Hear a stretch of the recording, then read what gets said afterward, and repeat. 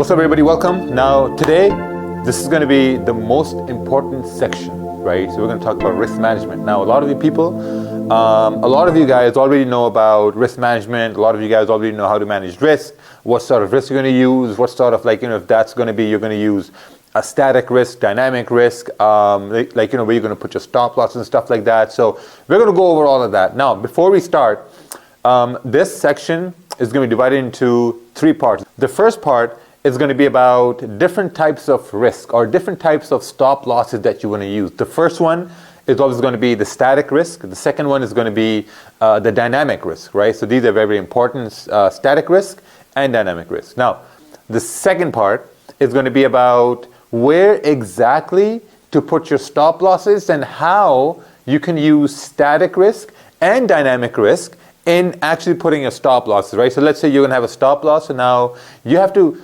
identify whether you're going to use a static risk or a dynamic risk. Now, before we begin, dynamic risk is a little bit complicated. It needs a little bit of a practice and a little bit of intuition trading. Intuition trading is basically when you're anticipating a certain move or you're anticipating a certain, a retracement or liquidity grab. So that's where you're using dynamic risk. So we're going to go over that too. Now, the third part is going to be the most important part. The third part is going to be how to reduce your losses, right? This is the only way that you can come out of that break-even stage, because a lot of people get stuck in the break-even stage, and the only way to get out of that break-even stage is to understand how to reduce your losses. So we're going to go over all of that. Let's get into it. Okay, first we're going to talk about static risk. Now, whenever we're talking about risk, we are basically talking about risk in terms of 1% to 2% risk, right? So static risk is going to be, so let's say we donate static risk with SR. Static risk is, let's say if you're a trader and you're trading and you identify an opportunity, you're going to use, let's say, 1% risk. That's about it. That's the only thing you're going to use, 1% risk. That's it. Now, next is, let's say you have a $1,000 account. You have $1,000 account, and you want to risk 1%. Now, what's 1% of $1,000? That's around $10, right? So that's around $10. So you're going to risk $10 in the anticipation that a trade goes your way. Very, very basic stuff. Nothing complicated, nothing really advanced at this point right here. Simple. You got $1,000. You're risking 1%, and your risk is going to be total $10. Now, let's say if you're risking 2%, so your risk right here is going to be around $20, right? Now, what does this relate to in lot size? Now, listen. How to calculate lot sizes, how to calculate your risk and pips in terms of lot sizes, it's already explained in our risk management section in market fluidity, right? So go over that.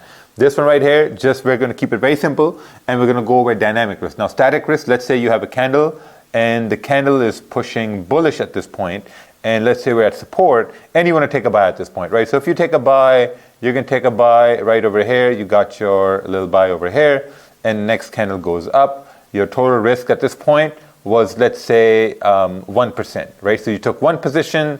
Let's say this position could be, 10-cent lot. This position could be $1 lot. This position could be, let's say, your 4 lots here as well. So you just took one position. Price went in profits. If price would have came down, it would have hit your stop loss, and you would have lost exactly how much you would have risked. Right, so that's static risk. Very, very simple, nothing complicated, very, very basic stuff. Now, I know a lot of you people have some questions. We're going to keep those questions to ourselves, because as we go along, all those questions are going to be answered. Now, next we're going to talk about is going to be dynamic risk. Now, dynamic risk is where things get a little bit complicated, a little bit advanced, but not so advanced, right? So let's talk about this right here. Now, dynamic risk, we're going to denote this by DR, okay? Now, let's say you're a trader, and you're very disciplined.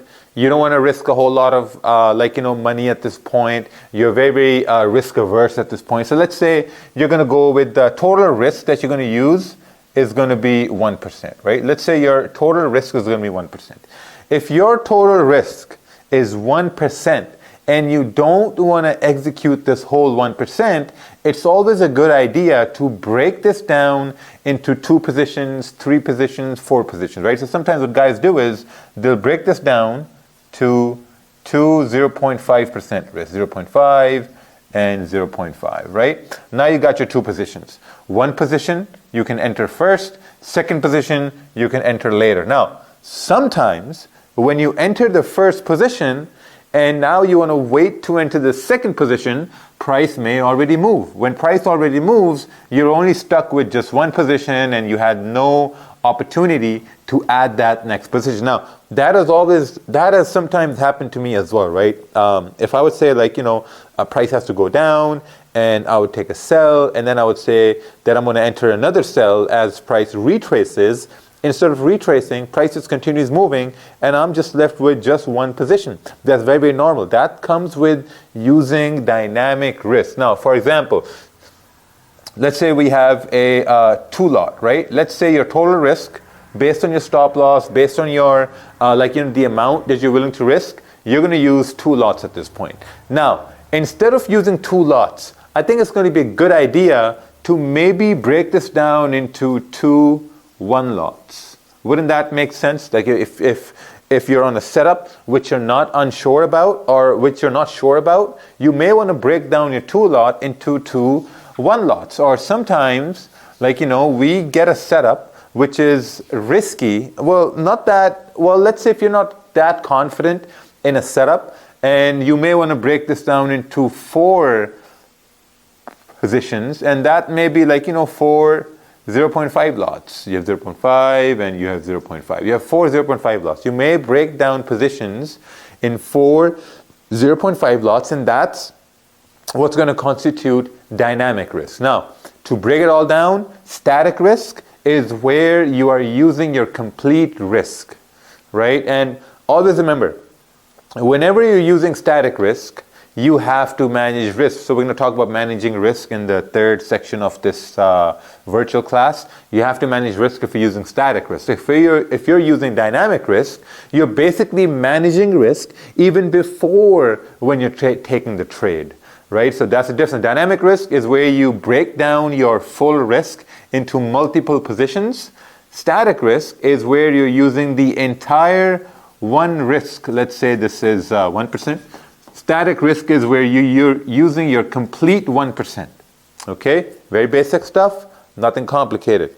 Let's move over to part 2, which is going to be applying static and dynamic risk based on candle conformations.